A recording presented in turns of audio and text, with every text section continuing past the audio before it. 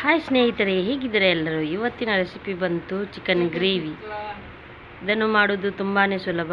ಇದಕ್ಕೆ ಬೇಕಾಗುವ ಸಾಮಗ್ರಿಗಳು: ಇದಕ್ಕೆ ಒಂದು ತೆಂಗಿನಕಾಯಿ ಹಾಗೂ ಒಂದು ಕಟ್ಟ ಸೊಪ್ಪು ಪುದೀನ ಸೊಪ್ಪು, ಒಂದು ಕಟ್ಟಷ್ಟು ಕೊತ್ತಂಬರಿ ಸೊಪ್ಪು ಹಾಗೂ 8 ರಿಂದ 6 ಹಸಿಮೆಣಸಿನಕಾಯಿ, 200 ಗ್ರಾಮ್ ಅಷ್ಟು ಗೋಡಂಬಿ ಹಾಗೂ 2 ಟೇಬಲ್ ಕಾಳುಮೆಣಸು ಹಾಗೂ ಸ್ವಲ್ಪ ಚಕ್ಕೆ, ಹಾಗೆ 2 ಪಲಾವ್ ಎಲೆ, ಚಕ್ರ ಮೊಗ್ಗು, 3 ಏಲಕ್ಕಿ ಹಾಗೂ 1 ಟೇಬಲ್ ಸ್ಪೂನ್ ಅಷ್ಟು ಲವಂಗ ಇದೆಲ್ಲವನ್ನು ಹಾಕಿಕೊಂಡು ಈಗ ನಾವು ರುಬ್ಬಿಕೊಂಡು ಬರೋಣ. ಇದನ್ನು ನೋಡಿ, ಈಗ ನಾವು ಮಸಾಲೆಯನ್ನು ರುಬ್ಬಿಕೊಂಡು ಬಂದಿದ್ದೇವೆ. ಈಗ ನಾವು ಚಿಕನನ್ನು ಮ್ಯಾರಿನೇಟನ್ನು ಮಾಡಿ ಇಟ್ಟಿದ್ದೇವೆ.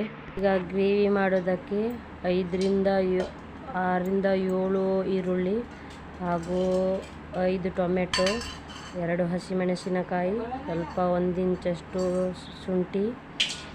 ಈಗ ಇದಕ್ಕೆ ಗರಂ ಮಸಾಲೆಯನ್ನು ಹಾಕಿದ್ದೇವೆ. ಈಗ ಇದರಲ್ಲಿ ನಾವು ಈರುಳ್ಳಿ, ಹೆಚ್ಚಿಟ್ಟಿರುವಂತಹ ಈರುಳ್ಳಿಯನ್ನು ಹಾಕೋಣ. ಇದನ್ನು ಈಗ ಹೊಂಬಣ್ಣ ಬರೋ ತನಕ ನಾವೀಗ ಹುರ್ಕೊಳ್ಬೇಕು. ಆನಂತರ ಇದಕ್ಕೆ ಟೊಮೆಟೊವನ್ನು ಸೇರಿಸಿಕೊಂಡು ಶುಂಠಿ ಬೆಳ್ಳುಳ್ಳಿ ಪೇಸ್ಟನ್ನು ಹಾಕಿದ್ದೇವೆ. ಮ್ಯಾರಿನೇಟ್ ಮಾಡಿಟ್ಟಿರುವಂತಹ ಚಿಕನನ್ನು ಈಗ ನಾವು ಇದರಲ್ಲೇ ಹಾಕಿ ಸೇರಿಸ್ತಾ ಇದ್ದೇವೆ. ನಂತರ ಇದನ್ನು ಚೆನ್ನಾಗಿ ಬೇಯಬೇಕು. ಬೆಂದಾದ ನಂತರ ಇದಕ್ಕೆ ಈಗ ಮಸಾಲೆಯನ್ನು ಸೇರಿಸಿದ್ದೇವೆ. ಈಗ ಇದು ಚೆನ್ನಾಗಿ ಬೇಯಬೇಕು. ಇದು ನೋಡಿ, ಈ ಪ್ರಮಾಣದಲ್ಲಿ ಕುದಿ ಬಂದು ಬೇಯಬೇಕು. ಇದು ತಣ್ಣಗಾದ ನಂತರ ಗಟ್ಟಿಯಾಗಿ ಬರುತ್ತದೆ. ಇದು ನೋಡಿ, ಈಗ ರೆಡಿಯಾಗಿದೆ. ಈ ಪ್ರಮಾಣದಲ್ಲಿ ಆದರೆ ಇವತ್ತಿನ ಚಿಕನ್ ಗ್ರೇವಿ ರೆಡಿ.